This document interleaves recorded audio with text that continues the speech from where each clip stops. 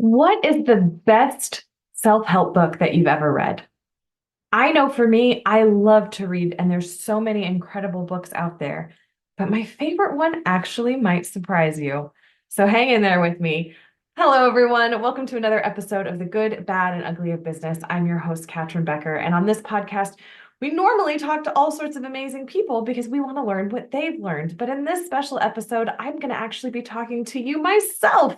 I know you get to hear my opinions sort of as I go through the interviews, but not all episodes where I get to share kind of my own internal workings. So this episode's going to be a little bit special.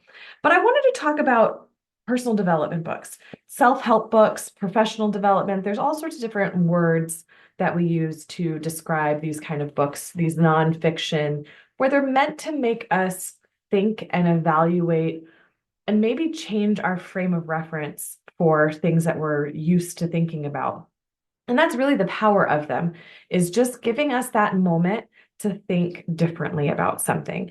So there's several books that are, very squarely within the personal development, self-help type books that I've read myself, that I come back to time and again because there's such a deep well to mine, but that I also suggest to my clients. Aside from hosting this podcast, I also design comprehensive wellness programs for successful women and their teams. And when you're working as a team, there's sometimes books that can help in that space. But then there's also books that can help on the individual journey. So depending on where my clients are, depends on where the books are. But there's a few that have really stood out to me over time. And so I just to start off with kind of the books that I absolutely love and that come back again and again to. The first one was actually called You Are a Badass by author Sincero. And this was sort of the first self-help book or mindset book that I had really read before. I had read other business type books when I was working in the consulting industry, engineering. And I was recommended this book and I was really not drawn to it at all because I didn't like the title of it because I didn't think of myself as a badass. So I wasn't necessarily drawn to it from that perspective. But once I started reading it and could think of more of like the spiritual side of mindset, it really opened my mind and led me down the path that I'm on today. So I really credit that book with being that first one that was sort of outside of what I was used to, and really changing a lot of perspectives because it spoke to me in a way of how she explained kind of the way of the world resonated with my view of it as well, or is at least of where I thought it could go. And of course, my understanding has deepened so much from that first read. And to be fully transparent, when I say I read a book, I have physical copies of books, but I very rarely have time in my schedule, or I very rarely create time in my schedule to sit down and read a book. Most of the time, I'm listening to audiobooks because I find it such a good use of time when I'm in the shower, when I'm driving, when I'm cleaning or making dinner, like things where there's kind of an action, like there's like a physical action that's going with it. And I love being able to do that physical sort of mostly mindless activity. Not that driving is mindless, you definitely have to be paying attention, but it gives my brain something to do while I'm doing those other things. So um, the other one that was really wonderful, and it's not actually a book. I think there is a book that goes with it, but the version that's on Audible is a recording of a live training, and it's called Understanding Women by Allison A. Armstrong. And I did mention that most of my clients are women, but I do work with men as well. And I have found that book to be incredible for men to listen to. But I think that for it to be even more powerful, the woman who's partnered with the man should be listening to it as well, because it gives deeper understanding into kind of how, as a woman, I can understand myself better by understanding it through the lens of my husband, my partner, and how he thinks and how he's wired and how we can adjust our communication to be more effective as a couple and to be happier as a couple.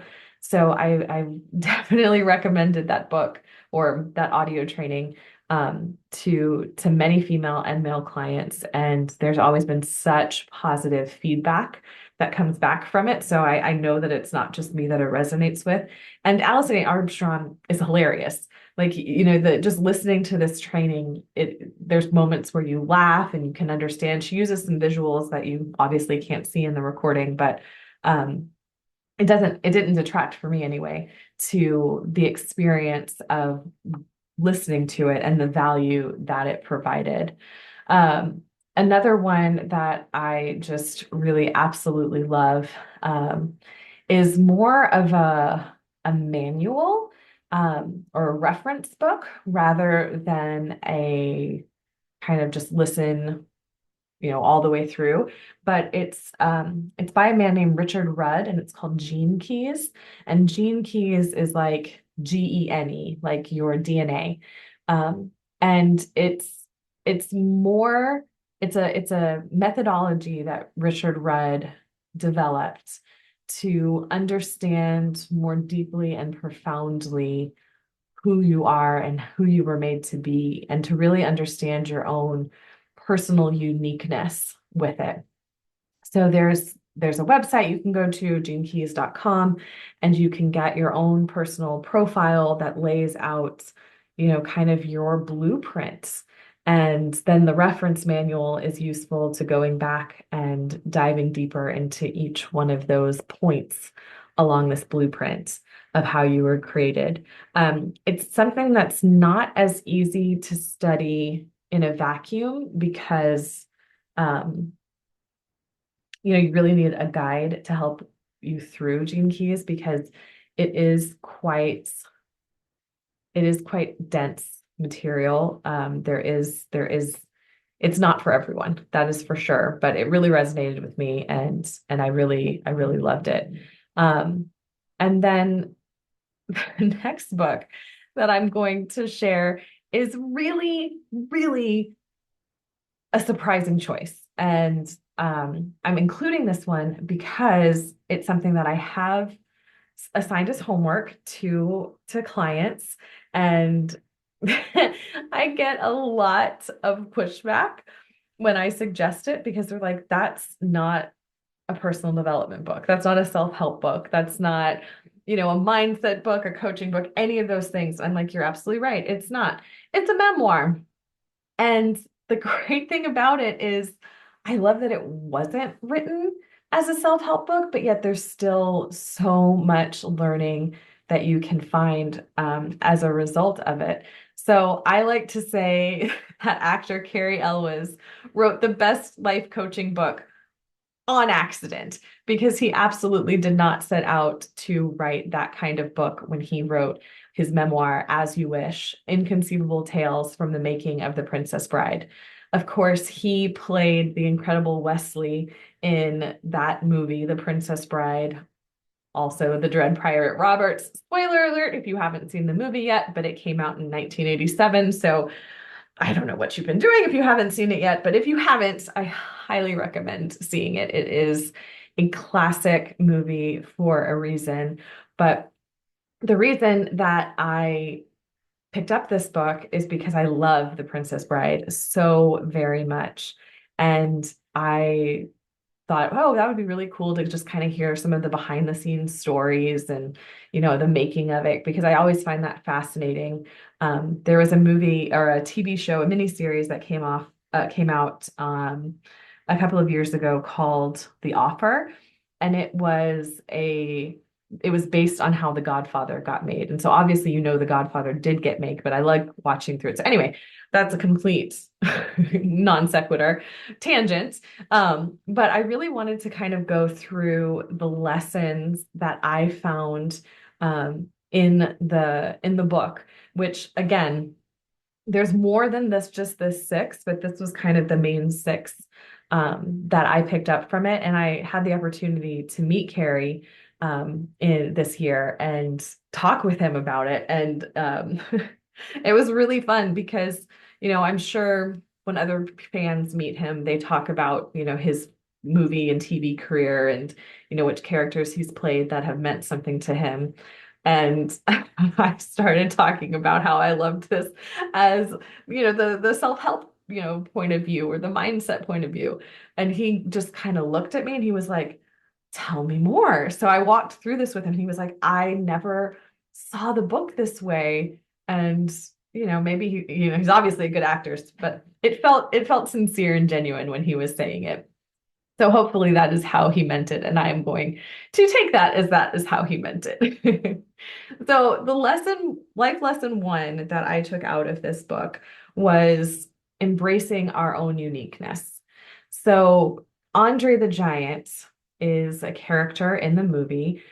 He plays a character who is written in the book as a giant.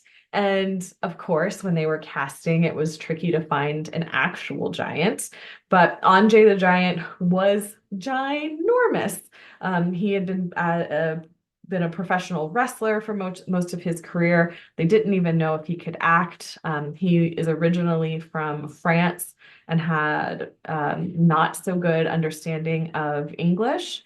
So they told all these stories of how for him to learn his lines, they recorded them and Andre would listen to them to learn his lines. But there were so many other stories throughout like woven into the entire book where they talk about how, people would be afraid when they would meet Andre, because he was so big. I mean, just this picture, you can see where the size of his head compared to Cary's head, it's like a child almost. But Andre had adapted a really sort of unique way of helping people to feel comfortable in his presence, to help him feel more at ease. So one of the things he was known for was calling all of his co-stars boss, to kind of put them in that position of power just by the words and language that he was using, because of his kind of, very large and, impressive size. But he also was, he didn't build up these walls between between himself and others. He worked really diligently and intentionally to make those around him feel connected, to feel at ease. And I just think it's such an incredible life lesson that, there's times where we're born the way we're born, and instead of coming at it from like how can I use, what is the advantage? What is the positive? What's the silver lining in what could also be perceived as something bad? Like, why was I born this way? In such a negative connotation versus like, I was born this way for a reason. I wonder what it is. And being able to kind of find that and really, because everyone has that. We all have those things where we think, gosh, I wish I wasn't like this, or I wish I wasn't like that. Where instead of coming at it from the other way of like, I wonder how this is here to benefit me. I wonder how this is here to benefit those around me. Like, how can I make the world a better place with these things? And I think, listening to the book As You Wish, it's very clear to me all the ways in which Andre really leaned into his uniqueness rather than hiding from it. Life lesson number 2, believe in yourself. So the actor Wallace Shawn was cast as Vicini in the movie. And he is said to be this small Sicilian. This brainiac Sicilian is the character of Vicini, where Wallace Shawn isn't Sicilian. He's not even Italian. He comes from a Jewish background. And so there's so many stories from Cary's perspective, from director Rob Reiner's perspective, and from Wallace Shawn's perspective as well, where he doubted his ability to play this character. Someone had mentioned to him that Danny DeVito, who obviously is Italian, was up for this part. And Wally just couldn't get past the fact that Danny DeVito would be better than he would be as Vestini. And there's stories in the book where all the other cast members are praising Wallace Shawn and being like, "Of course you're Vicini, you're great from Vicini." And there was, a lot of really monologues that he had to learn, and all of these other things that were in there. And so it just really resonated in me of how anyone in any place, no matter what other people are saying to us, no matter the things that we have already accomplished in life, there are still insecurities and self-doubt that can pop up when we don't expect it. And I just find that to be so surprising, because Wally Shawn created the most memorable character in Vicini, and he's quoted all of the time. Like, that movie, I can't even imagine that movie without him, because he left such an indelible mark. And yet there's still these fears and insecurities that we had. And there's stories throughout the book that Cary himself shares about his own doubts and insecurities of, can he actually do what's in there for us to do? But at the end of the day, I think the important lesson is it's not about not having fear. It's about moving through it and not getting stuck in it. It could have been really easy to get stuck in this and just, give up. But he didn't, and he pushed through, and it made an incredible mark in this movie. And I think that's something that's relatable to all of us in our professional lives and our personal lives, that there's always places where we're going to feel doubt, where we're going to have imposter syndrome, where we're going to have all of these things. And yet we can't let that fear win. We can't let that self-doubt creep in and stop us from reaching that greatness. That can all be overcome with the right support system around us, with working on our mind and the mindset that we choose to adopt. And it can really make things, you can face it head on and really get through that. And sometimes exceed our own expectations along the way. Life lesson number 3, the power of persistence. So in so the movie The Princess Bride was adapted from the book The Princess Bride. And in the book, it is written as the sword fight between Carrie's character as Dread Pirate Roberts with Inigo Montoya, played by Mandy Patinkin, that they're supposed to have the greatest sword fight in modern times. Now, that's a really big ask. That is a tall order. That is a heavy lift. Whatever sort of phrase resonates with you, that can be very overwhelming, especially since neither Cary nor Mandy are sword fighters. So this all throughout the story, they talk about leading up to this incredible sword fight, and Cary does an amazing job of weaving it in through the As You Wish book. Because it's not just them working alone, it's also the power of your teammate and those that are around you, because they worked with some of the best sword fighters at the time in the world to choreograph and to train and to really master that, because their goal was to have someone who knows about sword fighting to watch it and really be appreciative of the work that was put in. They didn't want it to be just good enough for the average layperson, but to really show, the level of technicality in which was put in there. So it was more, it wasn't just memorizing the choreography. There was a lot of physical conditioning that needed to go on. I mean, they spent months and months and months training, aside from doing all of the other things that were required of them as being actors on this film.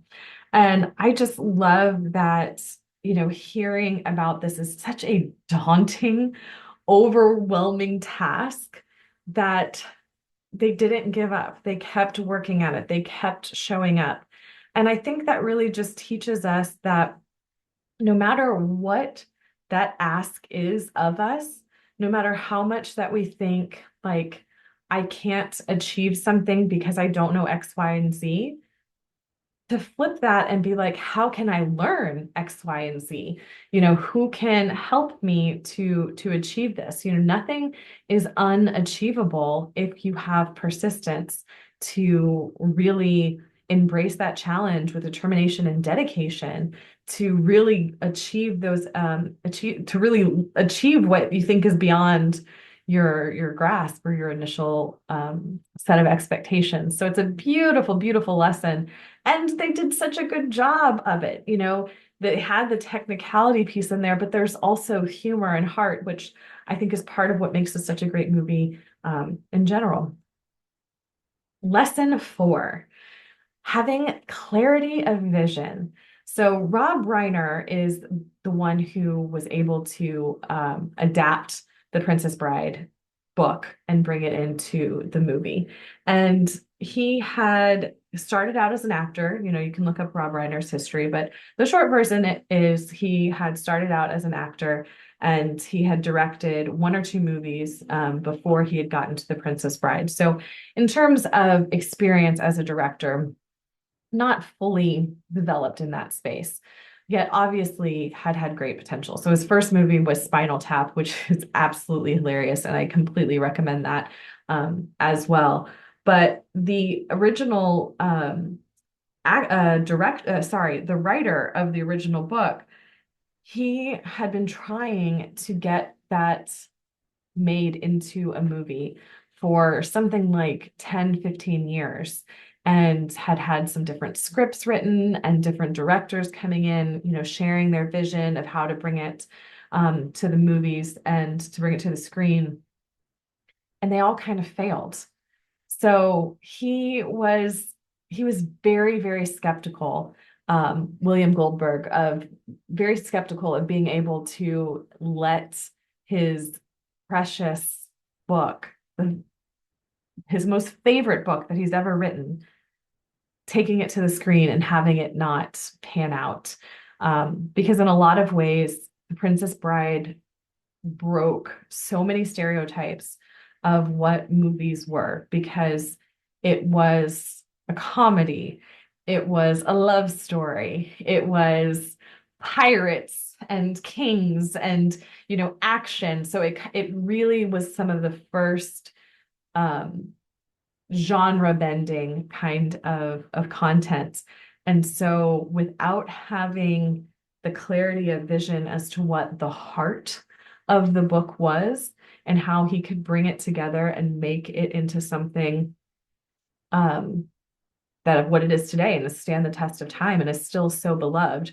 I remember watching it again with my kids and them loving it. And so I love that it was something that, I saw as a kid that now my kids love, and it totally stood the test of time. There's been other things I've loved as a kid that I've watched with my kids and I was like, maybe not so much.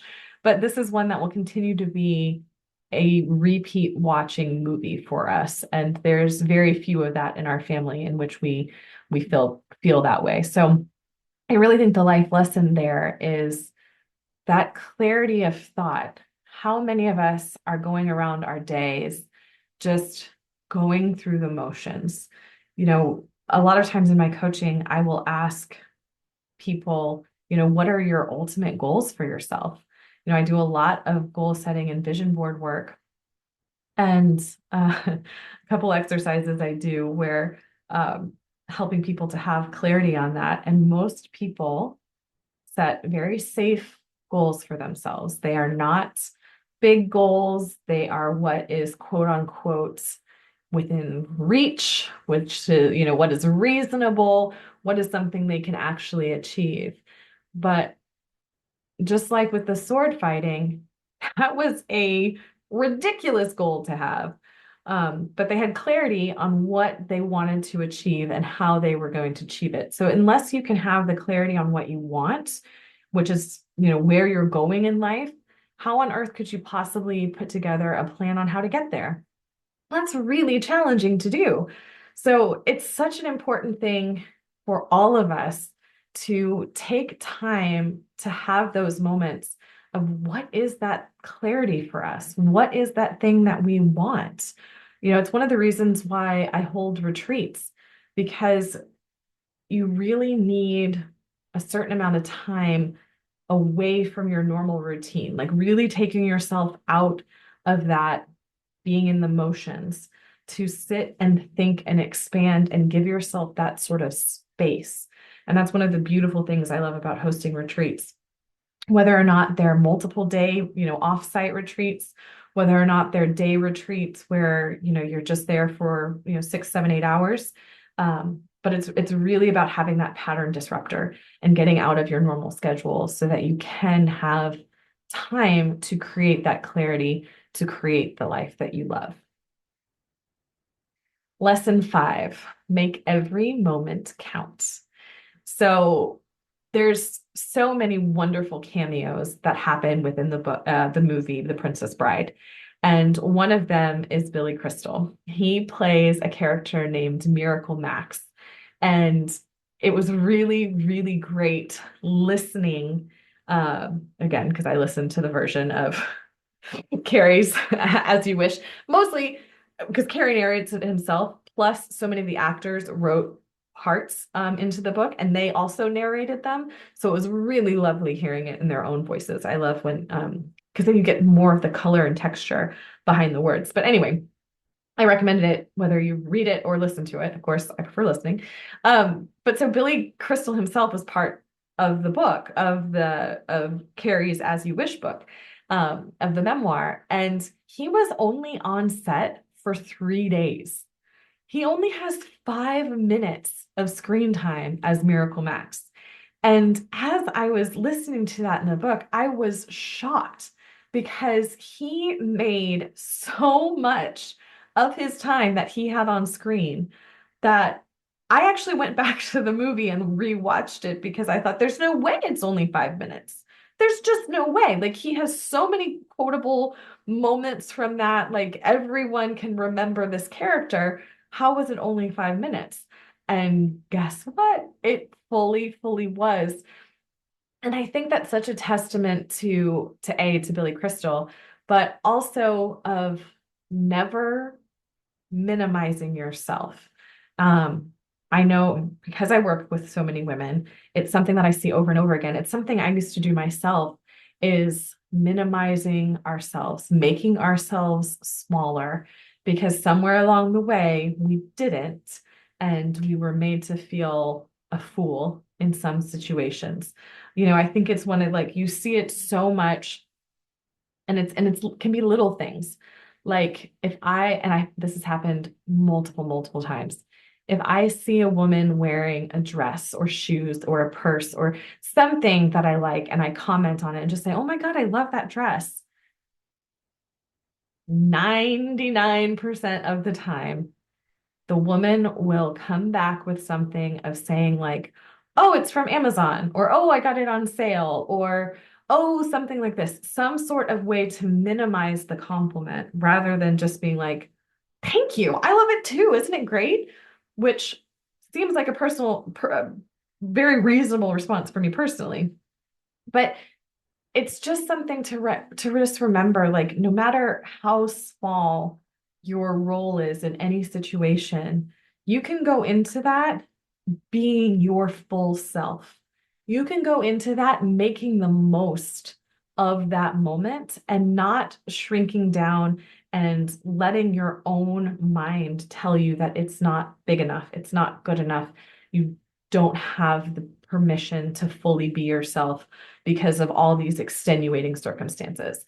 It's just it's just not true. It is a mental trap that we have allowed ourselves to live in, and so I loved looking at this moment in Billy Crystal and Miracle Max and just say that every moment matters. Every person matters. Every part has to come together to make the whole. And it doesn't have to be just, in your personal life or your professional life, but even your family life, everything you do, even the smallest contributions can contribute substantially to influence the outcomes. So I think Miracle Max, as his unforgettable role, really illustrates the point of making every moment count. And lesson number 6, owning your mistakes. Oh my goodness. We're human. Well, I'm human. I assume you're human. Could be an alien. I welcome you. But we all make mistakes. And it's just part of the learning process. And it's it's part of life. And it's just something that we have to go through. So Cary tells the story in the book, As You Wish, of how some of the scenes that they had to shoot were, in kind of rugged, out of the way places. And they had a van that they would use to take the actors from their lodging accommodations to wherever the scene was going to be shot for that day. But Andre, as we talked about in the beginning, of his very large nature and stature, did not fit in in the vehicles they had. So they had a ATV, an all-terrain vehicle for him to get around on. And apparently Andre had a farm in France, and that's what he used there. So he was very comfortable on it, had been riding them a very long time, had a lot of fun with it. Apparently he would kind of go joyriding around the sets. And there was one time where he essentially goaded Cary to get onto the ATV and ride around. Like, come on, boss, it'll be fun. You'll enjoy it. And, Cary was young, he was in his 20s. And even though he thought that's probably not a good idea, he did get on it, didn't know what he was doing, and ended up kind of having a bit of an accident in which he broke his toe. And I encourage you so much to go back and read As You Wish. I don't want to give too much away because it was really fun going back and watching the movie and seeing what points it was like, oh my God, you can tell he can't really walk. Like, this is incredible. But anyway, Cary had already had his own doubts and insecurities, like we talked about in one of the earlier lessons. And so he thought, oh my gosh, I've completely screwed up. How could I have been so dumb? And let all of that doubt pour back in. So he didn't want to tell anybody that he had done it. So he was like going to try to hide it from the director, from Rob Reiner, of that he hurt his toe. And so he had gone to he'd gone to the hospital, or he had someone on set when they were on location, tried to bandage it up, and like they had to cut his boot and all this crazy stuff. But he couldn't walk. And of course, Rob found out. He's the director. He knew what was going on set. And so when Rob, approached Cary about it, and Cary's bracing himself to be fired, Rob wasn't angry. He was just disappointed. He thought that they had had a good enough relationship that Cary would have felt comfortable to come out and say, hey, this is what happened. It was really dumb. I'm so sorry. So it was really lovely hearing Cary reflect on the whole situation and the mistakes he had made, and kind of how he would do it better. And I think because we have those fear and doubts, we allow that to really color our perspective and assume the worst. That little voice that doesn't always say nice things to us in our brain gets louder when these things happen, and is like, oh, I knew it. You were, this, it's like validating all the crap that we sometimes allow ourselves to think about ourselves. Instead of coming at it from, man, I screwed up. I made a mistake. I know this is going to impact things. How do we handle it? How do we move forward? And it really is something it's going to happen in our life all the time. And so you can come at it from a place of owning it and being honest and accepting the consequences as they come and coming up with solutions, or you can try to hide it and be secretive about it. And eventually the truth is going to come out anyway. So you're in a much better position if you kind of lead it from a more forward position of honesty and truth. So those are my sort of 6 main life lessons that I took out of As You Wish by Cary Elwes. And it was such a pleasure to meet him and to to read his book and to hear the perspective in those words. And I think a wonderful it's a wonderful place when you can find life lessons in every situation. They don't have to be just in self-help books. They don't have to be just in, personal development books or those kind of things. They're around us all the time if we're willing to stop and take a look. It's already there for us. But I hope you enjoyed this. I would love to hear kind of your thoughts on these life lessons. If you've read the book, I would love to know what other ones you've heard. If there's other books that you absolutely love and has been really meaningful in your life, please share those as well. I would love to hear all of this. And if you enjoyed having the occasional time of me talking for 30, 40 minutes straight versus being in an interview, I would love to hear that as well. Maybe I can do a bit more of these, or maybe you tell me, no, don't. And I won't. But until next time, everyone, I really appreciate you being here. It really means the world to me. Please make sure to like this episode, subscribe, rate the podcast, all of those good things. Share it with those in your circle and network, and I'd love to hear their thoughts as well. So until next time, everyone, take care.